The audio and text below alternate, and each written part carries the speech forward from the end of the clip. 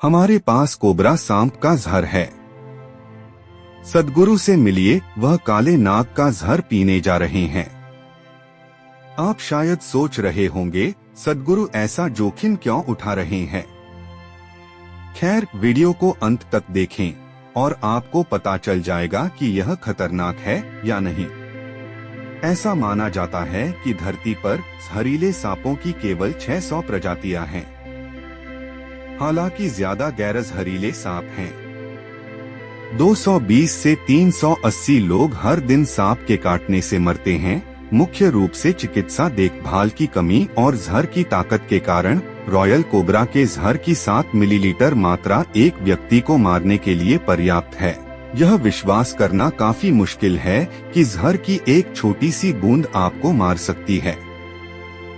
काटने के बाद आपको ऐंठन, सर दर्द और 15 मिनट के बाद आप मरने के कगार पर आ जाएंगे।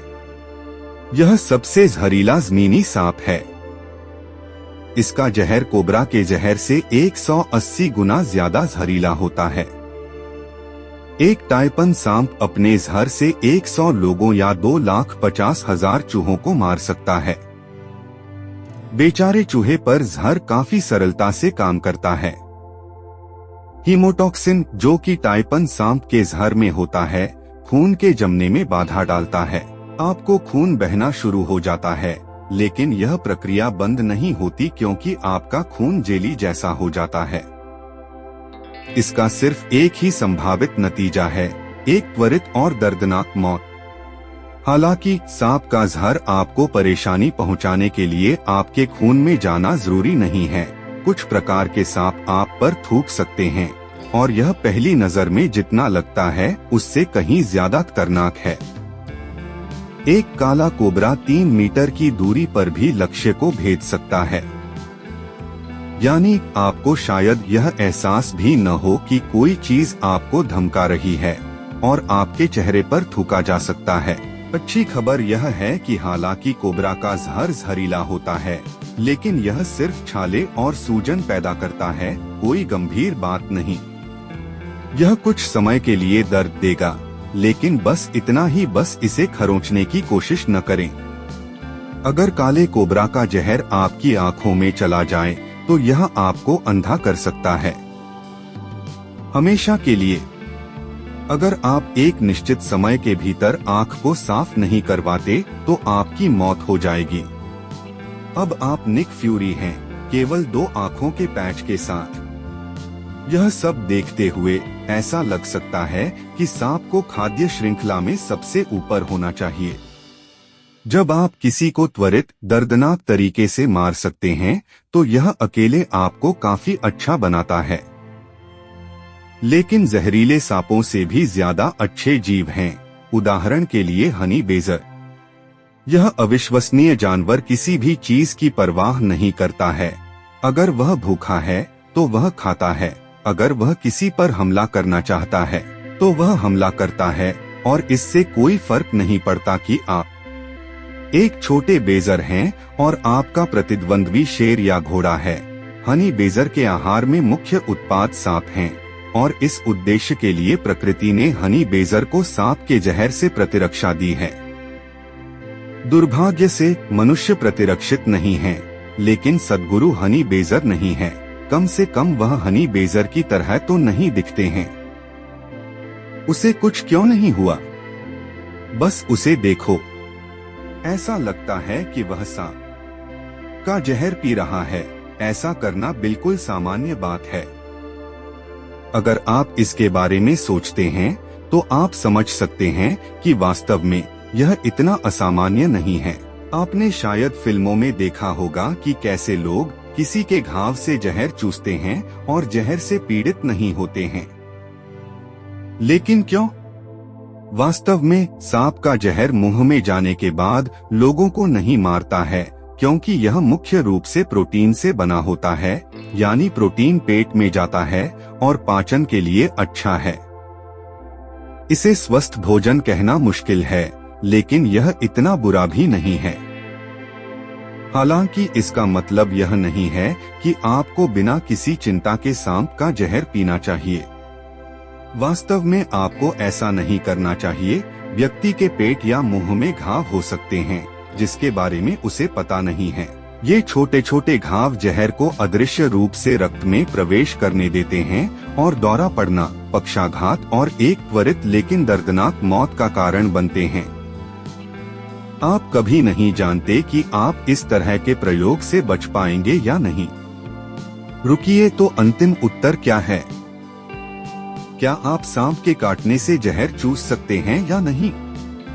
यह काम नहीं कर रहा है, जोर से चूसें। 80 के दशक के सैन्य उत्तरजीविता मैनुअल में कहा गया था कि सांप के काटने की स्थिति में आपको घाव को काटकर 1 घंटे के भीतर जहर चूस लेना चाहिए। एक सैनिक को बेहतर पता होना चाहिए, है न? इस विषय पर कई अध्ययन हुए हैं और वे सभी दावा करते हैं कि जहर चूसना न केवल व्यर्थ है बल्कि हानिकारक भी है। विश्व स्वास्थ्य संगठन भी यही सोचता है, लेकिन इतने सारे अलग अलग विचार क्यों हैं? क्या सैनिक और डॉक्टर कुछ गुप्त जानकारी जानते हैं और इसे हमसे छिपाते हैं? वास्तव में आप काटने के बाद जहर चूस सकते हैं और चूसना भी चाहिए, लेकिन केवल पहले 10 या 15 सेकंड में। खैर, काटने के तुरंत बाद इसे कौन याद रखेगा? सबसे अधिक संभावना है कि आप चिल्लाएंगे और घबराएंगे, लेकिन क्या होगा यदि आप बाद में जहर चूसने की कोशिश करते हैं, उदाहरण के लिए 5 या 30 मिनट के बाद? खैर, सबसे पहले यह मदद नहीं करेगा क्योंकि रक्त पहले से ही पूरे शरीर में विषाक्त पदार्थों को फैला चुका है, और दूसरी बात, ये क्रियाएं आपको सुरक्षा की झूठी भावना दे सकती हैं। आखिरकार, अगर आपको लगता है कि आपने जहर चूस लिया है तो आपको डरने की कोई बात नहीं है। हालांकि उम्मीद है कि आपको कभी भी खुद से यह पूछने की जरूरत नहीं पड़ेगी कि जहर चूसना है या नहीं। उदाहरण के लिए, अमेरिका में जहरीले सांप के काटने की तुलना में बिजली गिरने से मरने की 9 गुना अधिक संभावना है, और यदि आप बिजली की चपेट में आ जाते हैं तो आपको कुछ भी चूसने की जरूरत नहीं होगी। सांप के जहर का खतरा, कुछ लोग वास्तव में इसके प्रति आकर्षित होते हैं। यह एक चरम शौक की तरह है, जब स्काई डाइविंग के बजाय लोग सांप, तीखे दांत और विषाक्त पदार्थों को पसंद करते हैं जो आपको दूसरी दुनिया में भेज सकते हैं। बस इस मामले में हम आपको याद दिलाना चाहते हैं, इसे घर पर या सड़क पर या कहीं भी करने की कोशिश न करें। विषाक्त प्रयोगों को स्टीव लुडवान जैसे पेशेवरों पर छोड़ दें। आराम करें। स्टीव लुडवान रॉक संगीतकार हैं। उन्होंने प्लेसिबो और ऐश के लिए गाने लिखे और रेडिंग फेस्टिवल में प्रदर्शन किया, लेकिन उनका दूसरा शौक सांप था। दौरे और रिकॉर्डिंग के बीच उन्हें सांप के जहर के साथ प्रयोग करना पसंद था, बिना किसी उपयुक्त डिग्री के। स्टीव जहर को गोली मारते, निगलते और अपनी त्वचा में खरोंचते। 30 वर्षों से दुनिया के कुछ सबसे खतरनाक सांपों के ऊपर स्टीव आज भी खुद पर प्रयोग करना जारी रखते हैं।